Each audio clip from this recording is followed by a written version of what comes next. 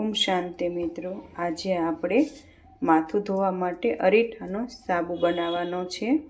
તો મેં 2-2.5 ટુકડા જેવું સફેદ લીધું છે અને મેં અરીઠાનો આ જે ભૂકો આવે એ લીધો છે। તો આપણે આને પહેલાં ગરમ કરવા મૂકી દઈએ। એક બાઉલમાં મેં પાણી ગરમ કરીને રાખ્યું છે। પાણી ગરમ કરવા મૂક્યું હતું પહેલેથી। હવે એમાં આપણે સફેદ મૂકશું ઓગળવા।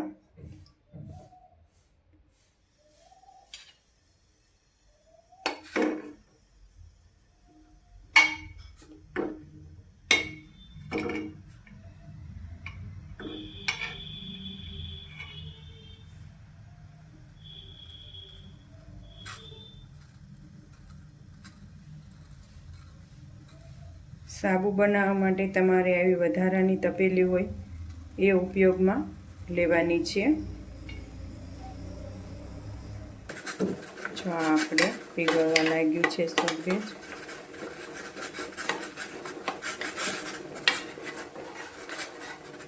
આ સાવ પીગળી જવા દેવાનું છે આપણે।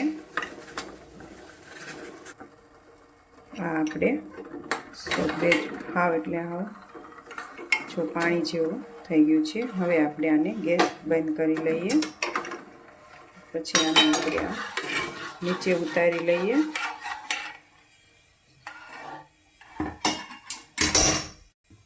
હવે આમાં આપણે આ અરીઠાનો પાવડર નાખવાનો છે જરૂર પ્રમાણે।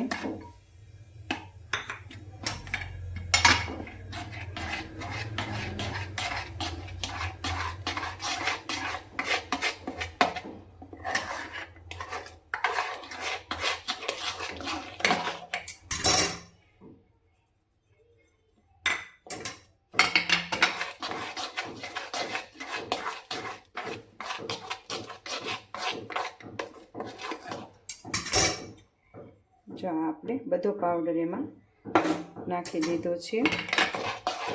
હવે આપણે આને મિક્સ કરી લઈએ સરખું। આ અરીઠાના સાબુથી જો તમે માથું ધોશો તો તમારા વાળ પણ નહીં ઉતરે અને વાળ લાંબા અને સરસ સિલ્કી વાળ રહે છે। અને તમે એમનામ પાણીમાં પલાળીને ધોવો તો પણ એના વાળ સરસ મુલાયમ રહે છે અને વાળ તૂટતો પણ નથી એકે ને કાળા અને સરસ રહે છે। હવે આપણે જો આપણે આ એક ટ્રે લીધી છે એમાં આપણે આ સાબુનું જે આ લિક્વિડ છે એ એમાં આપણે ભરી લઈએ।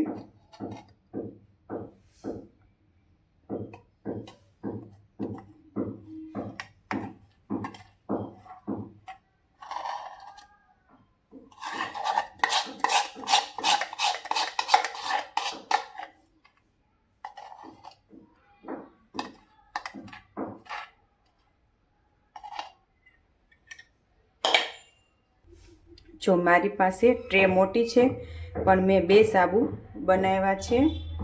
તો હું આ અરીઠાના સાબુથી માથું ધોઉં છું। શેમ્પૂ નથી વાપરવાનું।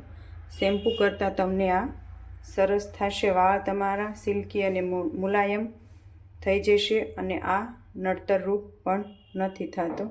તો તમે પણ આવી જ રીતે અરીઠાના સાબુ ચોક્કસથી બનાવજો। ઓમ શાંતિ મિત્રો।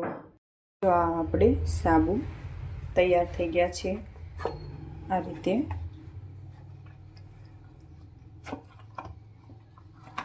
આ સાબુ આપણા અરીઠાના સાબુ રેડી થઈ ગયા છે। તમે પણ ચોક્કસથી આવો અરીઠાનો સાબુ ઘરે બનાવજો અને માથું ધોવા માટે આ ઉપયોગમાં લેજો। ઓમ શાંતિ મિત્રો।